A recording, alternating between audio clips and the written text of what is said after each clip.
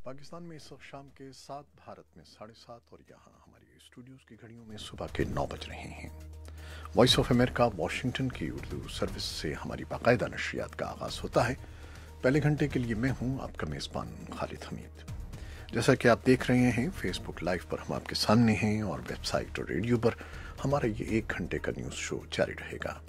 तो आगाज़ करते हैं पहले आज की अहम खबरों की सुर्खियों से। अफगानिस्तान में तालिबान के हमलों में 30 से ज़्यादा अफराद हलाक हो गए हैं। अफगान तालिबान ने सऊदी अरब में अमेरिका के साथ तयशुदा बातचीत में ये कहते हुए शिरकत से इनकार कर दिया है कि इन मुज़ाकरात का मकाम तब्दील किया जाए। पाकिस्तान की सुप्रीम कोर्ट ने पीपल्स पार्टी के चेयरमैन बिलावल भुट्टो जरदारी और वज़ीर आला सिंध मुराद अली शाह का नाम एग्जिट कंट्रोल लिस्ट से खारिज करने का हुक्म दिया है।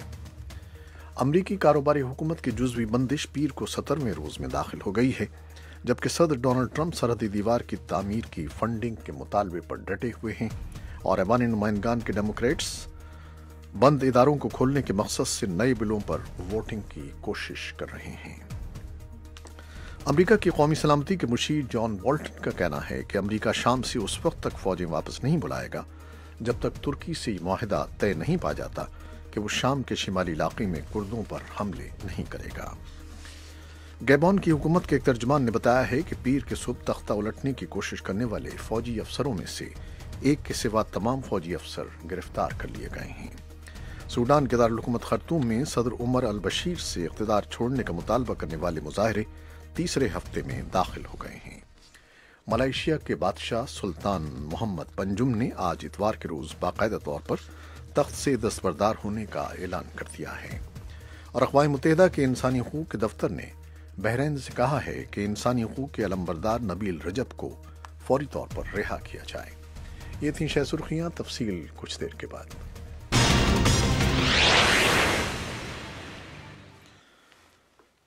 अफगानिस्तान में तालिबान के हमलों में 30 से ज़्यादा अफराद हलाक हो गए हैं, जिनमें ज़्यादातर हुकूमत नवाज फोर्सेस के फौजी हैं। पीर के रोज़ अहदेदारों ने तस्दीक की है कि तालिबान बागियों ने एक सिक्योरिटी चौकी को रौंद डाला और एक मारूफ बाजार में बम धमाका किया। इतवार को देर गए तालिबान ने शिमाल मगरबी बगदीस सूबे के 2 ज़िलों में मरबूत हमले किए, जिसमें 21 अफगान फौजी और पुलिस एहलकार हलाक हो गए। सूबाई कौंसिल के सरबरा अब्दुल अजीज बेग ने वॉइस ऑफ अमेरिका को बताया कि हमले में 9 सिक्योरिटी एहलकार जख्मी भी हुए हैं। सूबाई हुकूमत का तर्जुमान जमशेद शहाबी ने गुज़श्ता रात के हमलों की तस्दीक करते हुए बताया कि हुकूमती फोर्सेस ने 15 हमलावरों को हलाक और 10 को जख्मी कर दिया है।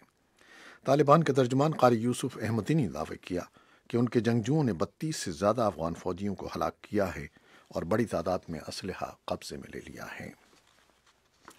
अफगान तालिबान ने सऊदी अरब में अमेरिका के साथ तयशुदा बातचीत में ये कहते हुए शिरकत से इनकार कर दिया है कि इन मुज़ाकरात का मकाम तब्दील किया जाए।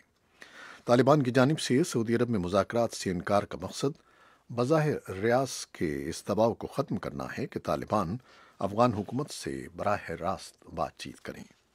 तालिबान नुमाइंदों और अमेरिका के खुसूसी नुमाइंदे ज़ालिम खलीलज़ाद के दरमियान अफगानिस्तान में गुज़श्ता 17 साल से ज़ायद अरसे से जारी जंग के ख़ात्मे के लिए आइंदा होने वाली बातचीत का इस सिलसिले का चौथा दौर सऊदी अरब में होना है, जिसमें अफगानिस्तान से गैर मुल्की अफवाज का इनखला और सन 2019 में मुमकिन बातचीत के बारे में तबादला ख्याल होगा। पाकिस्तान की सुप्रीम कोर्ट ने पीपल्स पार्टी के चेयरमैन बिलावल भुट्टो जरदारी और वज़ीर आला सिंध मुराद अली शाह का नाम एग्जिट कंट्रोल लिस्ट से खारिज करने का हुक्म जारी किया है। अदालत ने जाली बैंक अकाउंट्स पर केस के मुख्तसर फैसले में कौमी एहतसाब ब्यूरो को मामले की असर नौ तफ्तीश करके 2 माह में रिपोर्ट पेश करने का हुक्म दिया है। अदालत ने बिलावल भुट्टो जरदारी और वज़ीर आला सिंध मुराद अली शाह से मुताल्लिक JIT की रिपोर्ट के हिस्से को भी हज़फ कर दिया है। अमरीकी कारोबारी हुकूमत की जुज़वी बंदिश पीर को 17वें रोज़ में दाखिल हो गई है, जबकि सदर डोनाल्ड ट्रंप सरहदी दीवार की तामीर की फंडिंग के मुतालबे पर डटे हुए हैं और ऐवान नुमाइंदगान के डेमोक्रेट्स बंद इदारों को खोलने के मकसद से नए बिलों पर वोटिंग की कोशिश कर रहे हैं।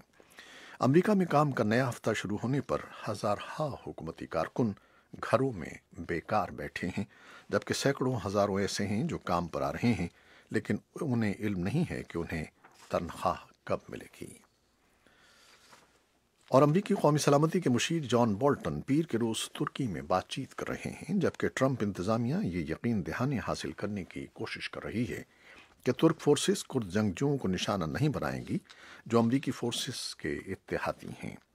ترکی کے دورے سے ایک روز پہلے بولٹن نے کہا تھا کہ کرد جنگجوؤں کی حفاظت ضروری ہے جنہوں نے داعش کے خلاف جنگ میں مدد کی تھی، اور یہ شام سے 2000 امریکی فوجیوں کی واپسی کی ضروری شرط ہے۔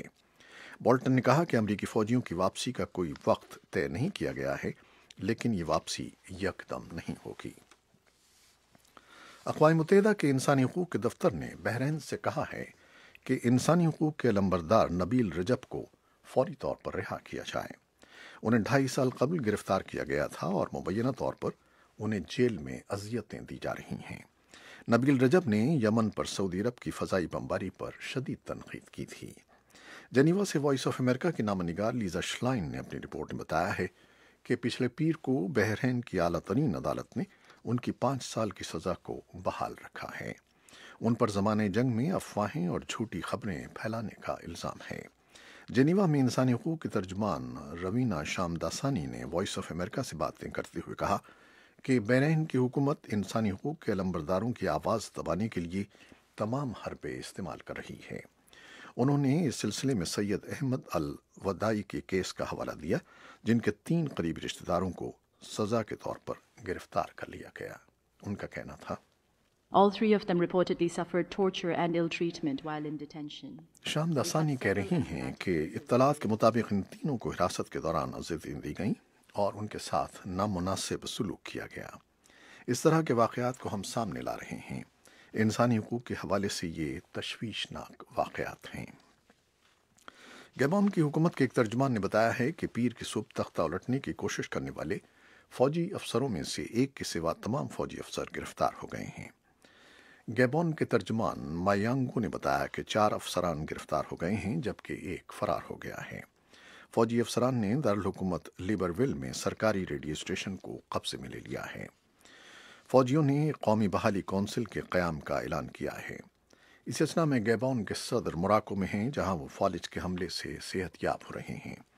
امریکہ کے صدر ڈونلڈ ٹرمپ نے حال ہی میں گیبون میں اور ہمسایہ کانگو میں بدامنی کے خطرے کے پیش نظر امریکی فوجی تعینات کیے تھے۔ سوڈان کے دارالحکومت خرطوم میں صدر عمر البشر سے اقتدار چھوڑنے کا مطالبہ کرنے والے مظاہرے تیسرے ہفتے میں داخل ہو گئے ہیں، اور بلوا پولیس نے اتوار کے روز ہزارہ احتجاجیوں کو منتشر کرنے کے لیے آنسو گیس پھینکی۔